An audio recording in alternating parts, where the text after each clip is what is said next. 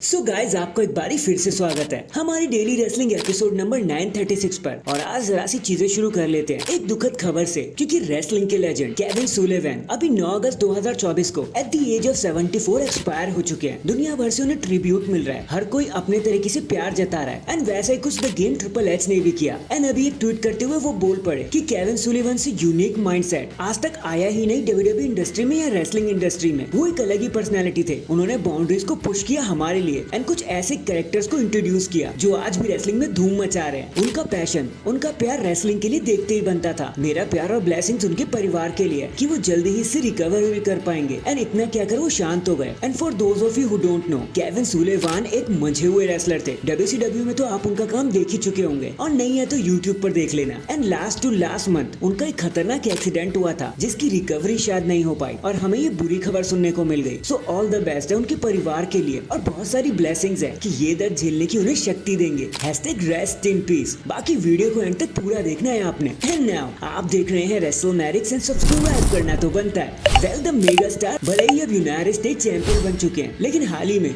उन्होंने अपने कॉन्ट्रैक्ट को एक्सटेंड भी करवा लिया है, और वो भी 1 महीने की लंबी बातचीत के बाद। एंड अब जो उनका कॉन्ट्रैक्ट है ना, वो 2025 तक चलने ही वाला है। एंड अब इससे लोगों का तो ये मानना है कि एले नाइट ने टाइटल सिर्फ इसलिए जीत लिया ताकि वो WWE को छोड़ ना दे। WWE ने डर के मारे उन्हें टाइटल दे दिया, वरना वो समरस्लैम में भी हार जाते। बट ये सब तो देखो इंटरनेट की बात है। आप मुझे बताना आपको इसके बारे में क्या लगता है, कमेंट करके जरूर बताना। इसके बारे में बात करने में मजा आएगा। नेक्स्ट, टू बी ऑनेस्ट, एक तरफ जहां पर WWE रोमन रेंज को बुलाकर एक अलग ही ट्रेंड सेट कर चुकी है, रोमन के रिटर्न को करोड़ों लोग देख चुके हैं, one of the greatest moment in the history बन चुका है। बट क्या अब आपको ऐसा नहीं लगता कि इस चक्कर में WWE ने रोमन रेंज को जल्दी ही बुला लिया एंड ब्लड लाइन 2.0 को अपनाया ही नहीं, मतलब उनको पनपने का मौका ही नहीं दिया। आई मीन सी, अगर हम ब्लड लाइन के बारे में सोचे तो भले ही वो 4 मेंबर हो, इधर उधर तोड़फोड़ मचाई उन्होंने, लेकिन उनका कोई भी प्रूफ नहीं हुआ, कोई भी पॉइंट ना तो उन्हें कोई टाइटल रन मिला, और ना ही कोई स्टेटमेंट जैसा दिखाई दिया, ना कोई बड़ी विक्ट्री उन्हें मिली। हाँ, उन्होंने लोगों को मारा मरोड़ा जरूर, लेकिन सीरियसनेस उन्हें फिर भी नहीं मिली। एंड क्योंकि अब रोमन रेंस आ गए हैं तो न्यू ब्लड लाइन को तो कोई वैसे भी सीरियस नहीं लेने वाला, जिसका मतलब है कि सोलो का करियर शुरू होने से पहले ही खत्म हो गया। WWE ये चीज रेसलमेनिया 41 तक बचा सकती थी, लेकिन उन्होंने ऐसा नहीं किया। अब रोमन वर्सेस सोलो हमें जल्दी देखने को मिल जाएगा, जो काफी अच्छा भी है। बट ब्लड लाइन को फिर भी एक बड़ा बनना जरूरी था, वो एक अच्छा ऑप्शन होता। बाकी देखो, हमें तो रोमन देखने को मिल गए, हमारा तो काम हो गया।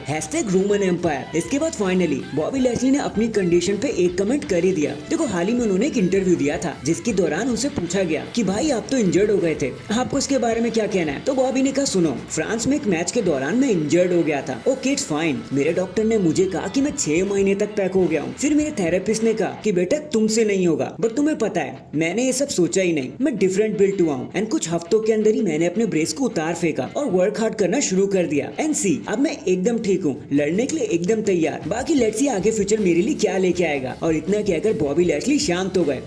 #Power of Bobby. In the and अब आप सभी जानते होंगे कि WWE bad blood pay per view को रिवाइव करने वाली है। और अगर आपको नहीं पता है तो मैं बता दूं, बैड ब्लड के ट्रेडिशन में ऐसा होता है कि वहाँ पे हमें हेल इन अ सेल मैच देखने को मिलता है। और ये बैड ब्लड जो पेपर व्यू आया है ना, ये हेल इन अ सेल पेपर व्यू को ही रिप्लेस करने के लिए आया है। एंड ये पेपर व्यू भी कुछ ऐसे करते हुए नजर भी आएगा, एक ओल्ड स्कूल ट्विस्ट के साथ, क्योंकि यहाँ पे हेल इन अ सेल मैच तो होना ही होना है। बाकी टोटल देखो 3 मैच अभी ऐसे आ रहे हैं जो इसके लिए कंसीडर किए जा रहे हैं कि उनको हेल इन अ सेल में करवाया जा सकता है बैड ब्लड में, जिसमें से सबसे पहला मैच है Liv Morgan versus Rhea Ripley, then Finn Balor versus Damian Priest, and then सबसे best match CM Punk versus Drew McIntyre, जिसका रूमर ना जाने हम कब से सुन रहे हैं। आपने मेरे थंबनेल में भी देख ही लिया होगा। बाकी लेट्स सी, अभी तो बैड ब्लड को क्लोज आने दो, सारे पत्ते तभी खुलेंगे। ड्रू वर्सेस CM पंक देखने मिल जाए तो भाई मजा ही आ जाए। So that is it guys, अभी के लिए तो बस इतना ही। आप मुझे बताना, आप हेल इन अ सेल मैच में कौन सा मैच देखना चाहोगे, कमेंट करके जरूर बताना। एंड अगर चैनल पर नए हैं तो चैनल को अभी लाइक एंड सब्सक्राइब कर दो। बाकी मैं मिलता हूँ आपसे किसी और अपडेट के साथ। अब तक के लिए अपना ख्याल रखें और खुश रहें।